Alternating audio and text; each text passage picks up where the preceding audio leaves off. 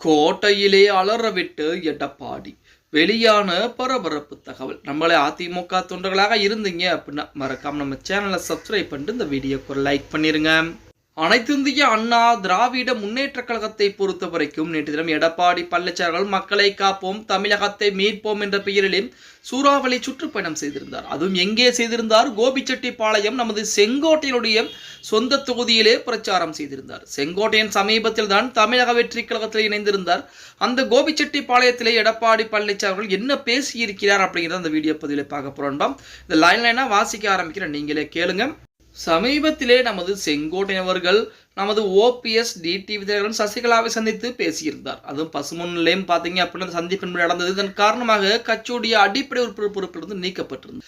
அந்த நீக்கத்திற்கு பிறகு நேரடியாக செங்கோட்டையன் ஓபிஎஸ் மற்றும் டிடி தினகரனுக்கு ஆதரவாக செயல்பட போகிறார் அப்படிங்கிற மாதிரி தான் அனைவருமே எதிர்பார்த்து கொண்டார். ஆனால் யாருமே எதிர்பார்க்காத வகையிலே அவர் தமிழக வெற்றி கழகத்திலே இணைந்து கொண்டார். அதற்காக நமது செங்கோட்டையனை பொறுத்த வரைக்கும் சசிகலா ஓபிஎஸ்ஸின் பின்னால் போனால் அவர்களுடைய நிலைமைதான் எனக்கும் இருக்கும். அவர்கள் அரசியலிலே ஓரம் கட்டப்பட்டு விட்டார்கள். இனிமேல் அவர்கள் எந்த ஒரு காரணத்திலும் அவர்கள் உள்ளே வர போவது கிடையாது. அவர்களுக்கு எந்த ஒரு சூழ்நிலையும் வரப்போவது கிடையாது என தெரிந்ததால் தற்போது பார்த்தீங்க அப்படின்னா தமிழக வெற்றி கழகத்திலே இணைஞ்சிருக்கிறார். அதற்குத்தான் எடப்பாடி பழனிசாமி இடையிடம் கோபிச்செட்டிப்பாளையத்திலேயே பிரச்சாரம் மேற்கொள்ள ஆரம்பிக்கிறார். அந்த நேரத்திலே பார்த்தீங்க அப்படின்னா அதற்கு மாறாக மனம் திறந்து பேசுகிறேன் என்று சொல்லி அதிமுக தலைமைக்கு காலக்கெடு விதிக்கிறார் நமது செங்கோட்டை. அப்படிப்பட்டவரை நாங்கள் எப்படி இயக்கத்திலேயே தொடர வைக்க முடியும்? அப்படிப்பட்டவரை எப்படி இயக்கத்திலே தொடர்வதற்கு தலைமை அனுபவிக்க மூத்த தலைமை கழக நிர்வாகிகளோடு கலந்து ஆலோசித்து தலைமைக்கு எதிராக பொதுவெளியில் பேட்டி கொடுத்ததால் அவரை பதவியிலிருந்து நீக்கிறோம். அப்போது அவர் திருந்துவார் என்று பார்த்தோம். ஆனால் திருந்துவது போல எந்த ஒரு அறிகுறியும் தெரியும். அதிமுகவிலிருந்து நீக்கப்பட்டவர்களுடன் தேவர் குரு பூஜையில் அவர் சந்தித்து பேசினார். அதனால் அதிமுக தொடர லாக்கியற்றவர்கள் என்று முடிவு செய்து அடிப்படை உறுப்பினர் பதவியில் இருந்து நீக்கினோம். அவர் கிட்டத்தட்ட 2-3 ஆண்டு காலமாக இயக்கத்தில் இருந்து கொண்டே திட்டமிட்டு இயக்கத்திற்கு எதிராக செயல்பட்டிருக்கிறார். இயக்கத்திற்கு துரோகம் விளைவித்திருக்கிறார்.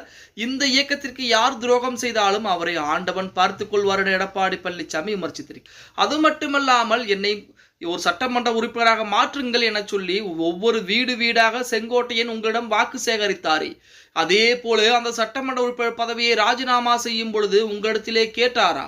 அதாவது மக்களாகிய உங்களிடத்திலே ஒரு வார்த்தையாவது கேட்டாரா? கிடையாது. அவருடைய சுயநலத்திற்காண்டி அந்த இடத்திலே ராஜினாமா செய்திருக்கிறார். அது மட்டுமல்லாமல் அதிமுகவும் திமுகவும் ஒன்று என பேசிக்கொண்டு அவர் 2025 வரைக்கும் அண்ணா திமுகவிலே இருந்தார். அது வரைக்கும் அவருக்கு தெரியவில்லையா அதிமுகவும் திமுக ஒன்றாக இருக்கிறது என?